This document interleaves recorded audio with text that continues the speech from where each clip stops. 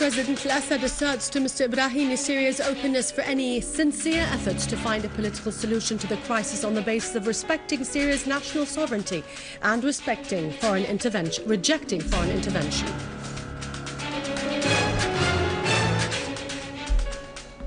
A terrorist car bomb blast in Bab Touma Square in Damascus kills 10 citizens and wounds many others. The Lebanese people bury the body of victims who were killed in al-Ashrafiyya terrorist explosion amidst calls for avoiding the exploitation of the explosion for sinister political aims.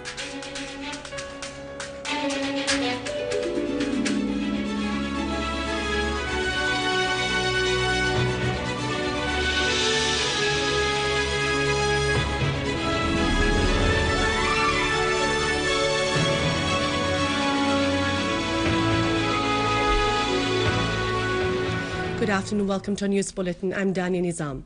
President Bashar al-Assad asserted that Syria supported the efforts of the international envoy al-Akhdar al-Ibrahimi and it is open to any sincere efforts to find a political solution of the crisis on the basis of respecting Syria's sovereignty and rejecting any foreign intervention.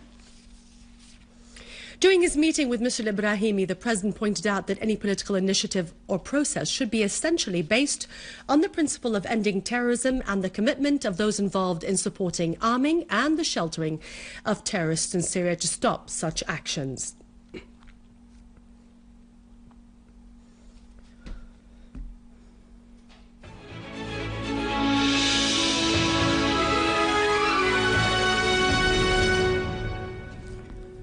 An explosive device was detonated by a terrorist group under a car in Bab Touma Square in Damascus. Sources in the Ministry of Interior mentioned to our reporter that the explosion resulted in the killing of 13 bypassing civilians and the injuring of 26 others. The source added that the explosion caused considerable material damage to the nearby houses and many parked cars in the location. May God damn the terrorists who committed this crime. I came to my shop at 10:30 to see the victims. Women in the streets, bodies everywhere on the ground here and there. What have they done to deserve this? The Eid is coming. What is their sin? They are children, and there were buses carrying children to their schools. The tongue fails to describe this crime, and there are no words. I came from a church where I was praying, and it is so tragic that we reached this point of putting explosives in every square to kill the people. I don't know to what end we are heading to. I pray to God that He may plant wisdom in the people's hearts and make them understand that such crimes don't lead to a better Syria. This area is civil. There are no army or security forces here. There are all civilians. Look. The bodies are all for women, children, school children. They are all civilians. In Aleppo, a booby-trapped car driven by a suicidal terrorist exploded in front of the Syrian-French Hospital in al-Zohour street, injuring a number of passers-by and causing material damage to the hospital, the nearby cars and residential buildings. In the Damascus countryside, an explosive device planted by terrorists was detonated in the village of Neen, wounding several citizens and causing material damage in the nearby houses and shops. In the Homs countryside, a unit of our armed forces foiled attempts of infiltration to Syria by terrorist groups from Lebanon. In several locations in the countryside of Tel Kelach, the terrorists sustained heavy losses.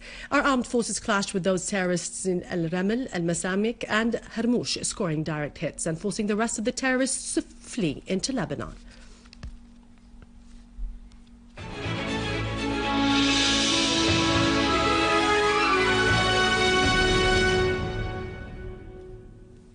Prime Minister Dr. Wael Halaqi stressed the importance of developing religious speeches to consolidate the culture of tolerance, coexistence and national unity.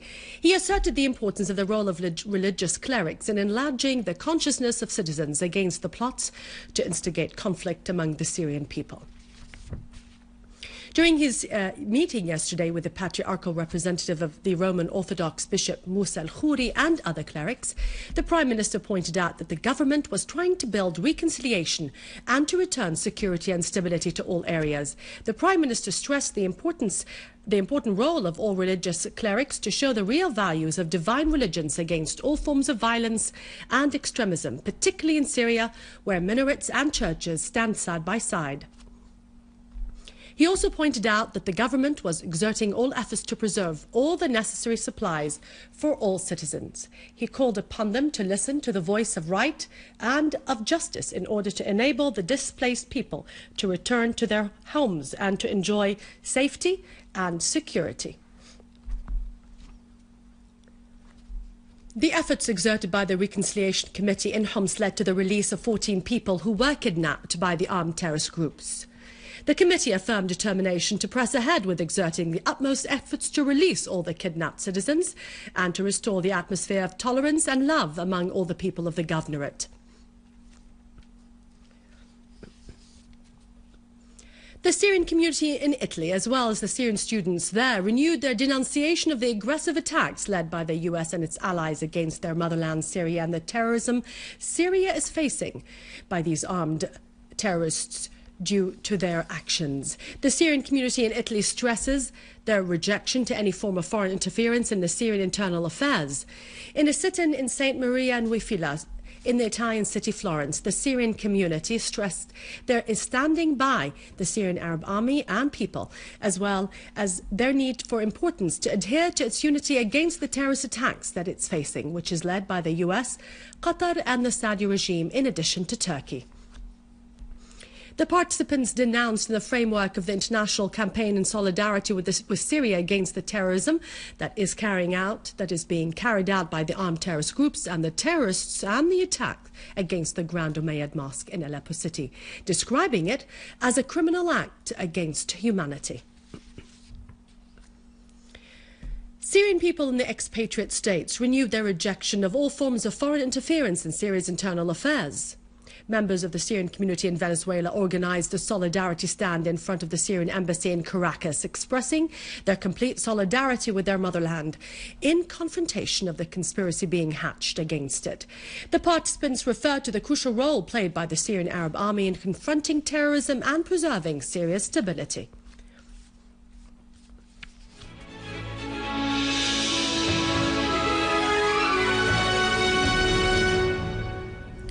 Dialogue and understanding remained the method encouraged by Iran to settle the crisis in Syria. This was the attitude expressed by President Mahmoud Ahmadinejad, who called on all parties in Syria to observe a ceasefire during Eid al-Adha. The Iranian president asserted that America and its European allies wanted to subjugate all countries.